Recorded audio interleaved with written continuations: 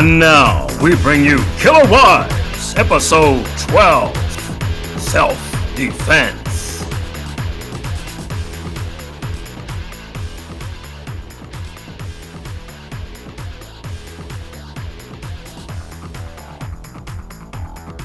These are the case facts against Colleen McKernan, who shot her husband 10 times. Isn't trust a bitch?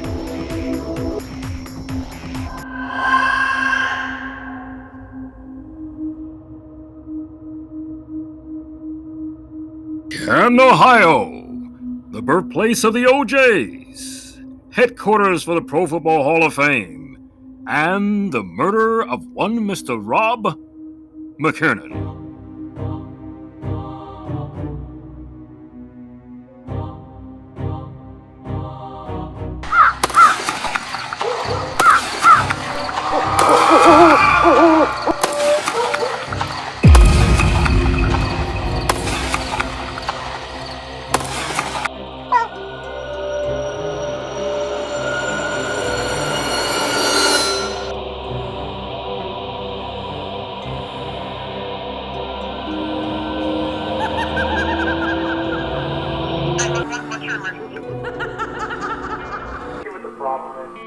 Sergeant Central. 19 Sergeant. You have a callback for 86 into Central? Negative K, nothing further. Just see the cabbie in the corner.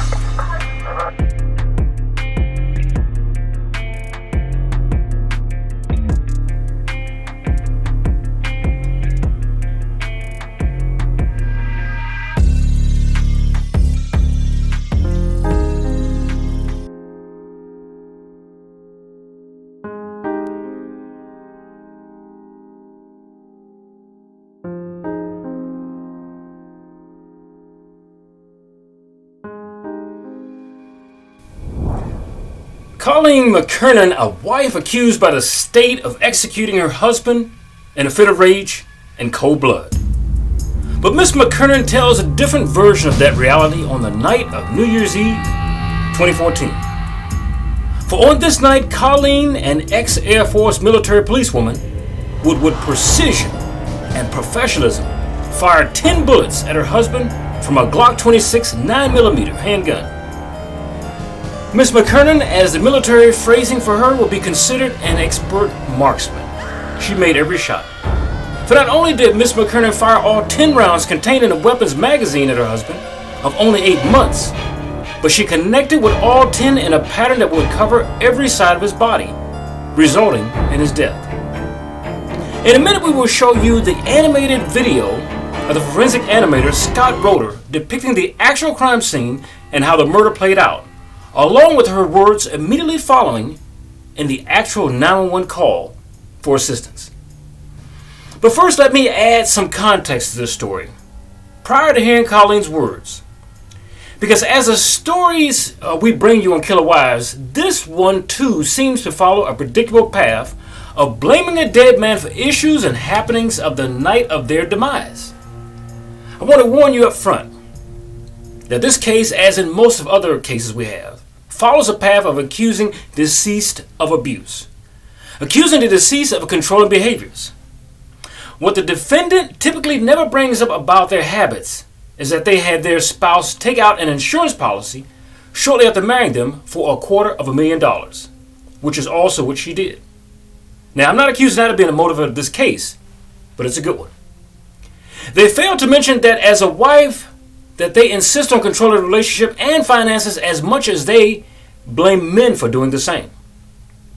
And perhaps more honestly, they fail to mention that she has past personal issues that reveal through the style of manner she relates to and abuses her spouse.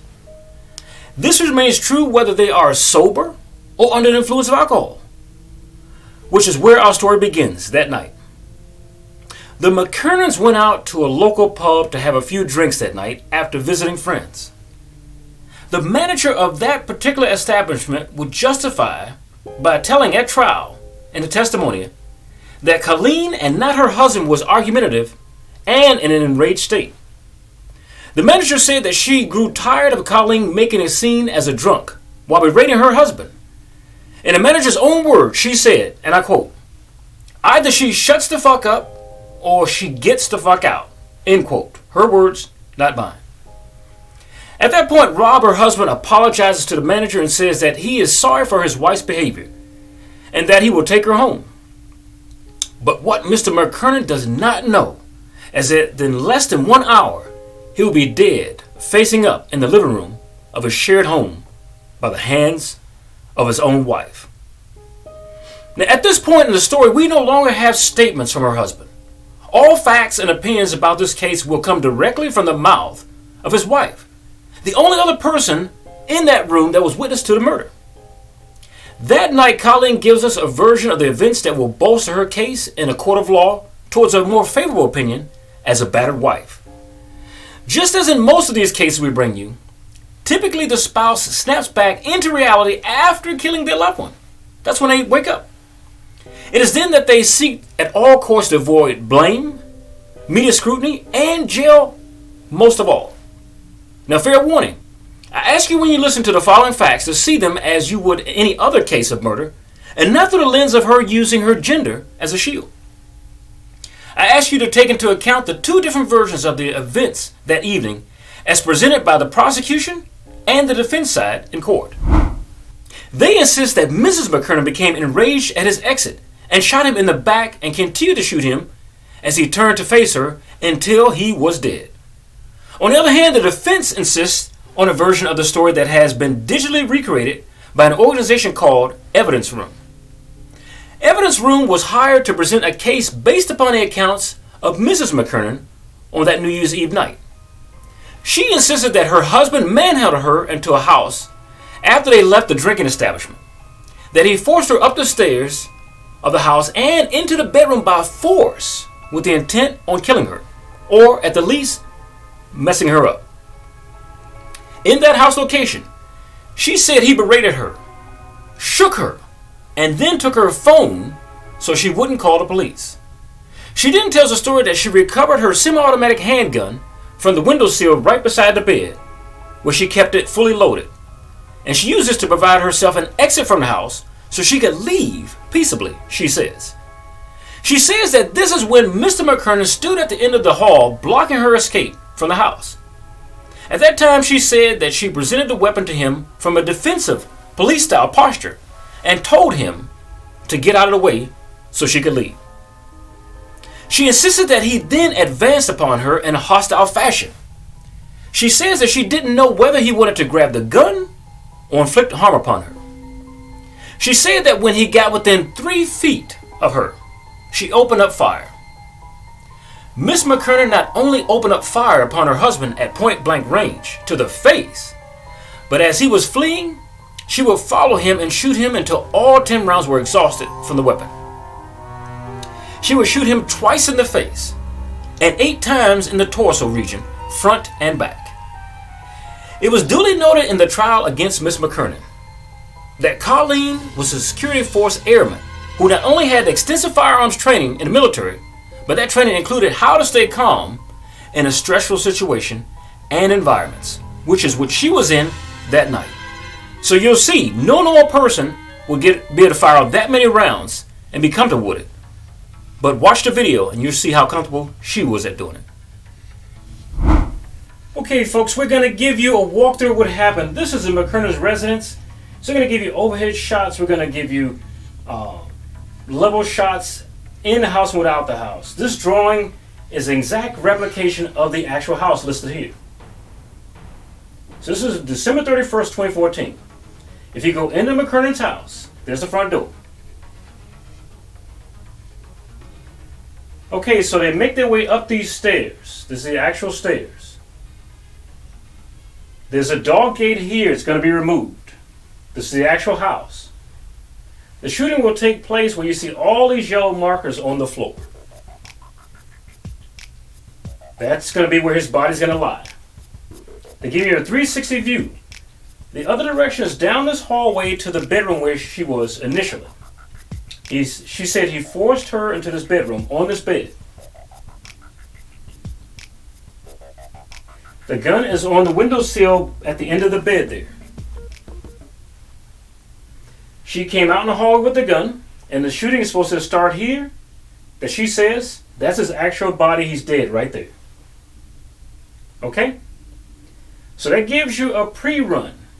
Now we're going to do the actual simulation before we go to the actual run. So each one of these are the actual shells. Sometimes it goes between the drawing, computer drawing, and the actual pictures. These shells here, you see, this is his actual dead body. 9. These are all spent cartridges on the ground in the house. There. Dog toy and blood. This is the exact weapon. It's sitting there that she shot him. The distance from his body.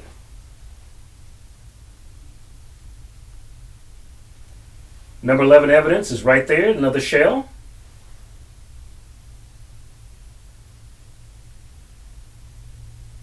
Okay, so you can see the ejected cartridges. There's 10 of them in these locations. So let's go back to what she said happened. She said that he got home, he was mad at her. He went around to her side of the car, jerked her out of the car. Rob McKernan unlocks her seatbelt and pulls her out of the car, lifts her off the ground, puts his hand around her mouth, forces her into the house. She said her husband did this. Dragged her up the stairs. Opened the front door. Dragged her inside. She says she falls right down the steps. He forced her to get back up. She removes the dog door right there. They said they had animals, but where were the animals? She said he forced her back to the room. She sat down on the bed. Before he left, he came back. He got belligerent with her. He started shaking her.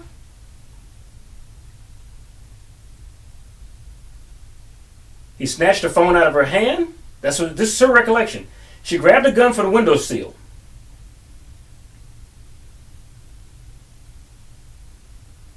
Now, this is the range test if you're firing this type weapon at 2 minutes and 66 seconds. That's how fast it was over. Now, these are the portions on the body that she shot him. You can see it shows below the vertebrae. And these are all locations. Okay, so we're going to go ahead and let it play.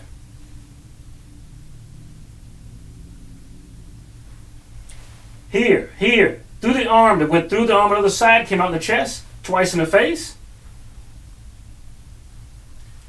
Past the midline in the middle, on the right side of his chest.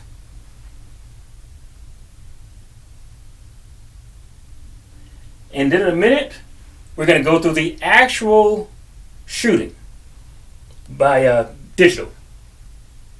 This is the back portion of his body. He's shot 3 times on this side and on this side. So she shoots him on both sides of his body.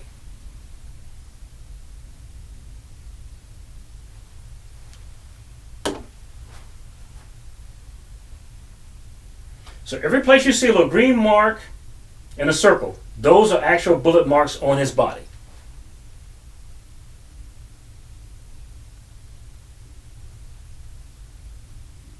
Okay, so this is a side view. This is what happened, she said. First shot, into the jaw, into the mouth. Second shot, into the jaw, into the mouth.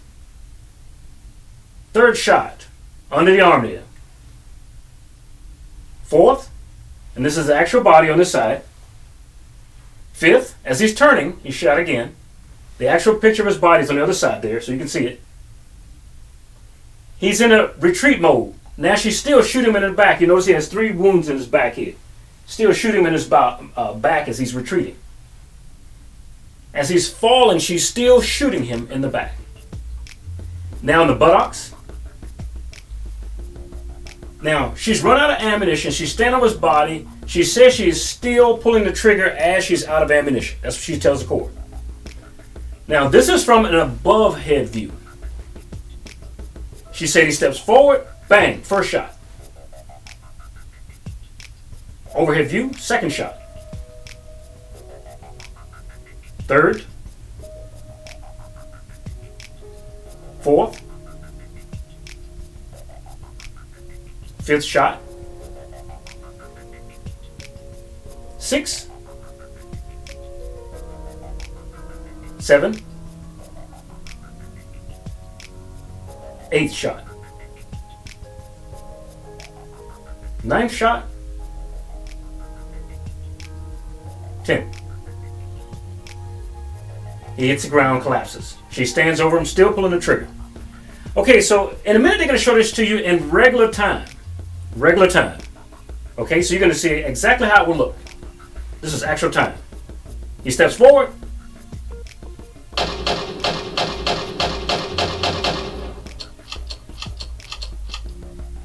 Less than 3 seconds, he was on the ground and dead. So we're going to give it to you regular speed from the car. Less than 2 minutes of him getting out of the car, he will live no longer. He's dead in less than 2 minutes from leaving his car. So she said he snatched her out of the car. Lifted her off the ground. Her feet wouldn't even touch the ground, she says. Arm around the waist, one around the mouth, takes her in the house. If you can believe this, this is what he did. You remember? Takes her in the house before. She falls on the stairs. He forced her to stand up again.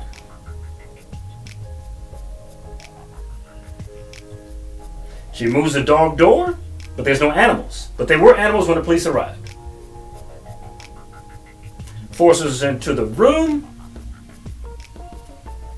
He turns around to leave, but he goes back to berate her. She says in her own words, we don't know what he said. She was shooken by him. On the way out, he snatches her cell phone. She gets the gun. She says she's tired of being in his abuse, so she chases him. She says she's wanting to leave only. She's not trying to kill him. She wants to leave. And she says he is blocking her exit. This is regular speed. Let's watch what happened.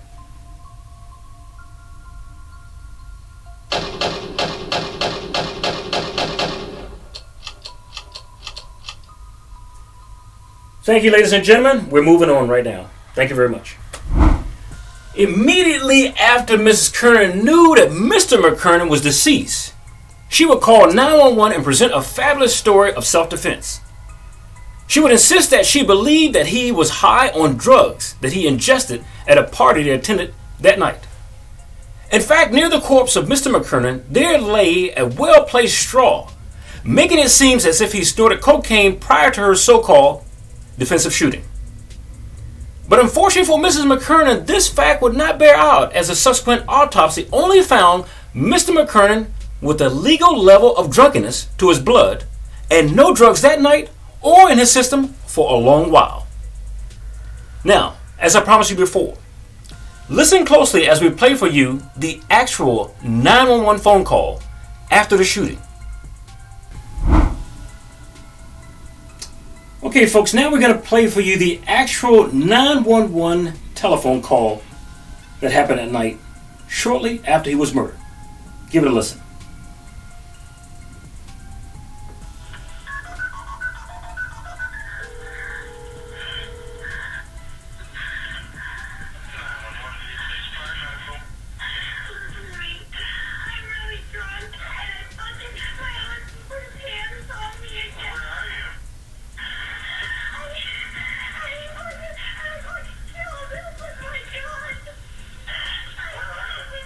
Where are you, ma'am?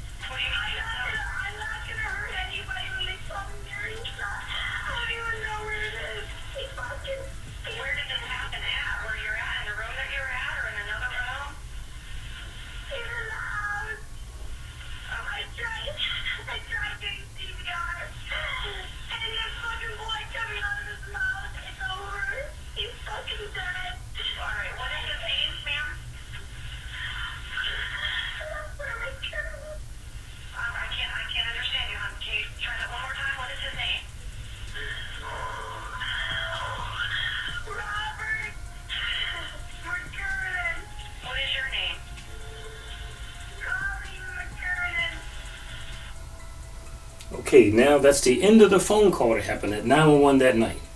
You make the decision. Was it premeditated? Or did he attack her? Now, in that 911 call, Miss McKernan makes reference to her husband putting his hands on her again. She is establishing a justifiable homicide excuse before she even attends one day in court. She presents herself as trying to give CPR to a man she brutalized in just about every pertinent body organ that he had, which made it impossible to save him even if he was in an operating room on the operating table. The man was shot too many times. She tries to besmirch his character by suggesting that he was high on drugs and abusive. She would mount a case towards being a battered wife and defending herself against a much larger man. She would ensure that blood was around her mouth and hands to corroborate her story of giving CPR to a man who is already drowning in his own blood. But I would suggest to you that it was not Mr. McKernan who was as violent as Mrs. McKernan was when intoxicated. It is said that Miss McKernan was the one who tried to dominate the home. I believe her drunken state that night brought to the surface a bunch of demons that rested in her past. You see, most people don't immediately turn violent. Most violence comes from childhood, when posed in a negative situation. You see, from a psychological point of view, if a person tends to express their anger outwardly, the consumption of alcohol will turn up the volume, so that such a person will express anger more frequently and more intensely, the dangerous way in which she shot him.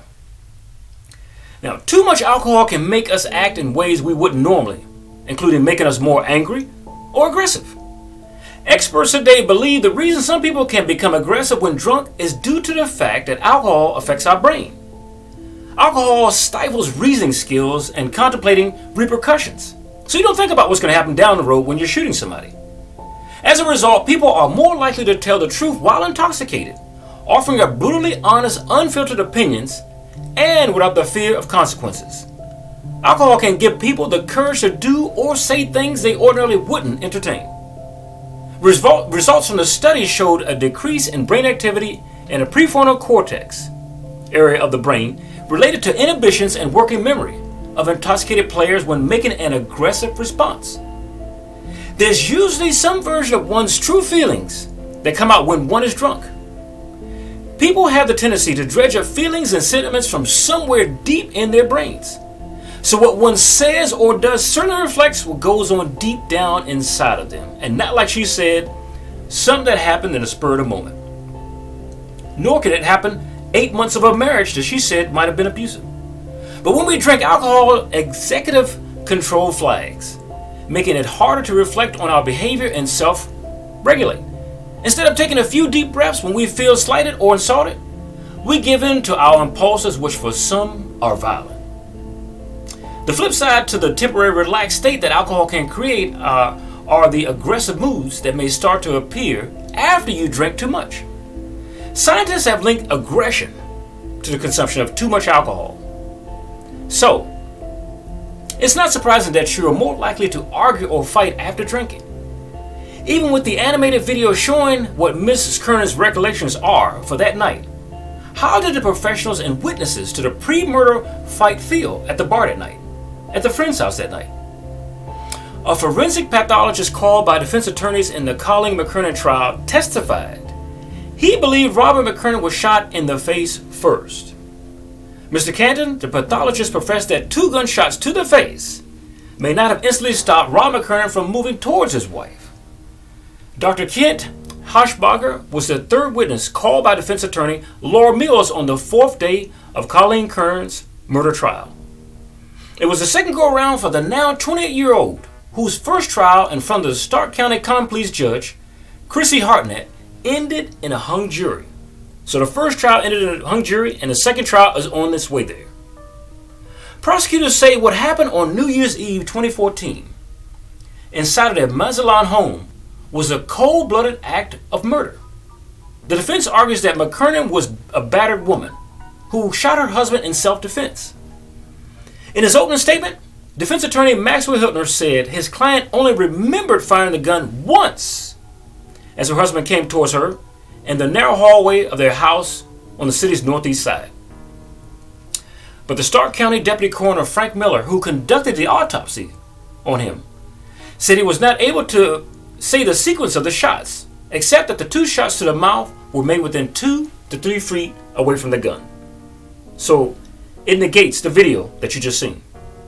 So Harshbarger provided a probable cause sequence of the 10 gunshots in his opinion. Rob McKernan was hit twice in the face, followed by 8 more to his body based upon information he received about the case. There are a lot of ways to explain how these wounds got on this body, Assistant Prosecutor Dennis Barr said. Harshbarger said he did not believe the 2 shots to the lips that McKernan sustained were the final shots. In his opinion, the 2 shots were made within 30 inches of the other shots were from a farther away distance. Now, he acknowledged that clearly there is a devastating injury to the brain. When he got shot, remember, his body contorted and turned around. Could you aggress against somebody after being shot in the face twice? He said some movement may be possible, but brief. I believe there would be a moment of voluntary movement, Harshbarger said, in response to questioning.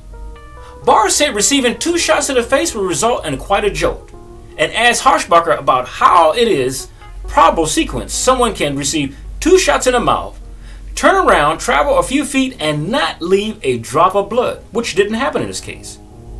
Jurors also heard from private investigators Keith King and saw video animation provided by Scott Roeder, CEO of the evidence room, who specialized in reconstructing shooting scenes, which I showed you a minute ago. But the officers that arrived on scene of the shooting early admitted under oath that there were no signs, ladies and gentlemen, absolutely no signs of struggle at the scene. Now, early in the day, Mazatlan Police Detective Jason Kolike recalled how Colleen McKernan's face and hands were stained with her husband's blood. Remember what I said before? As she was being booked at the Mazatlan Police Department that night. He said there was no signs of a struggle or disturbance in her Mazatlan home, where hours earlier she had shot her husband to death. Now, lead investigator of the case told an almost full courtroom this. He remembered the blood on Colleen McKernan's face, remember, around the mouth and hands, and recounted it for the jury of 8 women and 4 men. When questioned by Assistant Stark County Prosecutor Melissa Day in the court, the jury was shown a picture of a Tilford McKernan on the night in question wearing a blazer stained with blood on the lapel. Now, I believe Ms. McKernan was getting her court case together that moment after the shooting, so she made this happen.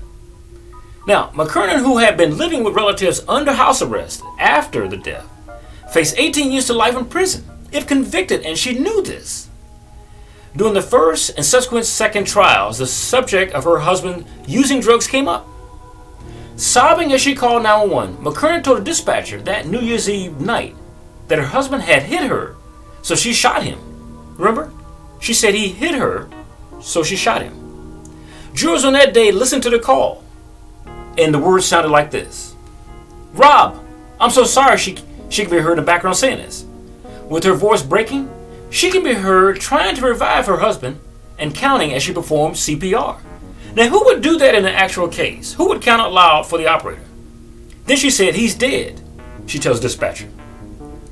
The defense attorney, Maxwell Hippner, asked about a cut straw found by Robert McKernan's body according to the sketches and photos by the investigators. But this straw was not collected from the scene. Defense attorneys have suggested the straw was used for ingesting drugs. Witnesses at a party before the New Year's Eve shooting testified earlier this week that Rob McKernan may have been trying to do drugs on a backyard picnic table.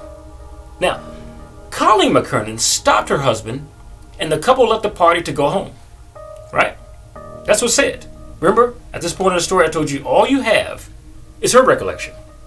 Now, Godlike said if he knew more than a year and a half ago what he knows now, he would have collected the straw as evidence. He said if the straw had tested positive for narcotics, it would not have made an impact on the case. Why? Because no drugs were found in Rob McKernan's system. Jurors learned Rob McKernan's wedding band was not found with his body. What does this pertain to the case? Godlike also said that during his investigations, he did not locate any records of documents that indicated Colleen McKernan had any injuries from the abuse or injuries that may have been reported as a fall or as unusual. And these are in cases of abuse. It makes about as much sense as a man who had his wedding ring once and is now missing it.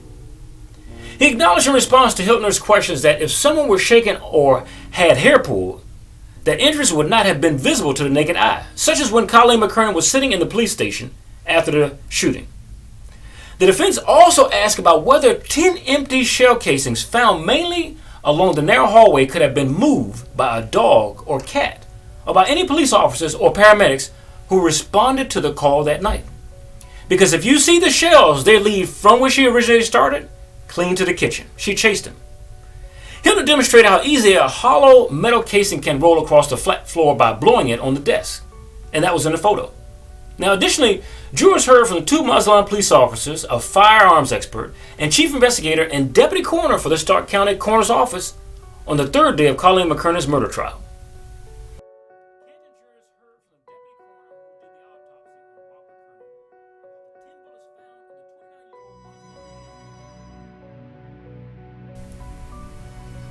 About the 10 bullets found in Mazatlan man's head and body.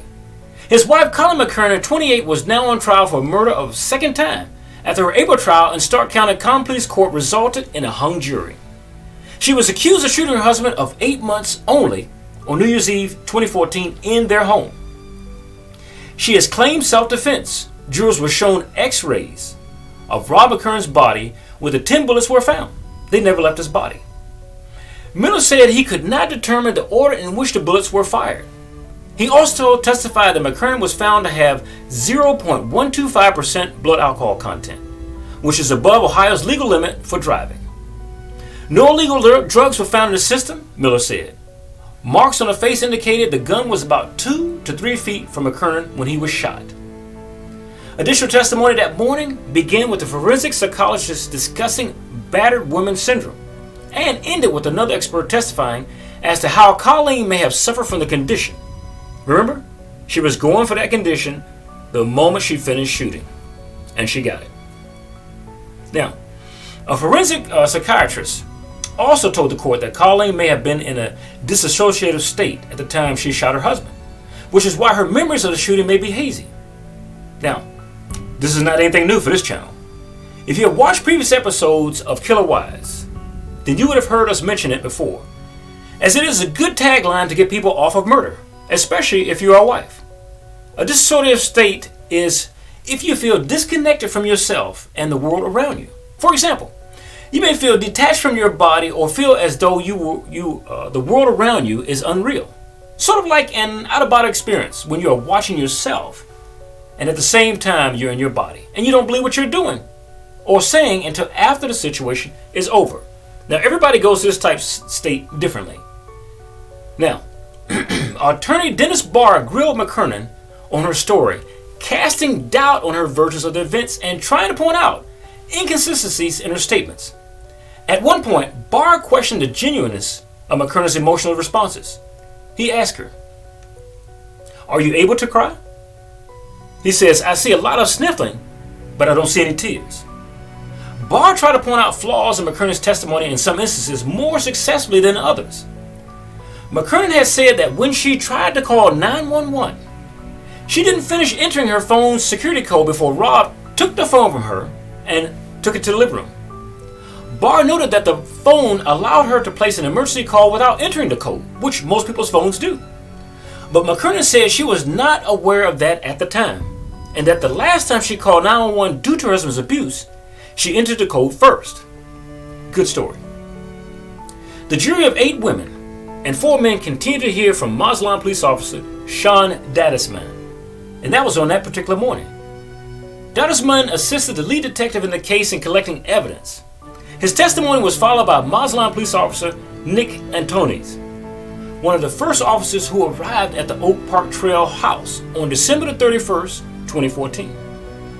So, too bad this gentleman didn't even make it to the next year. Now, Anthony said he saw Colleen McKernan leaving the house as he pulled up in his cruiser. He said she appeared to be complying with officers' demands and she seemed to be in shock and shook up. Both Dadisman and Tonidi said they didn't see any signs of struggle in that house. In response to defense attorney Maxwell Hittner's questioning, Dadisman pulled a prior 911 call made from the residence November the 13th, 2014. After her second trial was also determined by a hung jury, she was sentenced to a third trial. So, first 2 trials, hung jury. They sent her to a 3rd trial. But the prosecutor, in order to save the state money, decided to accept a plea deal from her. At that point, the Air Force veteran, Colleen McKernan, who shot her husband Robert 10 times, pleaded guilty to manslaughter to avoid a 3rd trial. As a result, she was sentenced to 7 years in prison in 2014. Now, if you believe that the insanity of 2 mistrials for murder weren't enough, what about what comes next? Miss McKernan, who testified she fatally shot her husband in self-defense but didn't remember pulling the trigger 10 times, was released from prison early. Stark County Common Pleas Judge Krista Hartnett granted Colleen McKernan early release as part of her plea. Now, this plea agreement reached between the defense and the Stark County Prosecutor's Office. This is what it gave her. McKernan had served 3.5 years after pleading guilty in March 2017 to voluntary manslaughter. She originally had been charged with murder in 2014. That's in the death of her husband, Rob McKernan. Colleen was released from the Ohio Reformatory for Women in Marysville, and Hartnett sentenced McKernan to 7 years in prison, remember? 4 years for voluntary manslaughter, and 3 years for firearm specifications, but said she would consider releasing her after the 3.5 years as long as she followed prison rules. And I guess she could not follow rules as much in the street, but she did in prison. The plea agreement followed 2 mistrials in a case that drew national media attention and evoked polarizing reaction on social media. 2 juries couldn't reach a verdict over what happened the night McKernan killed her husband. Rob McKernan's death was preceded by a night of drinking and arguing, which those who knew the couple described as a contentious 8-month marriage. But she is a free woman today. Anytime you can get 3.5 years for direct murder homicide, you've got my vote. For the Men's Channel, this is Charles Rivers. Join us next Sunday once more for a new episode of Killer Wives. Thank you.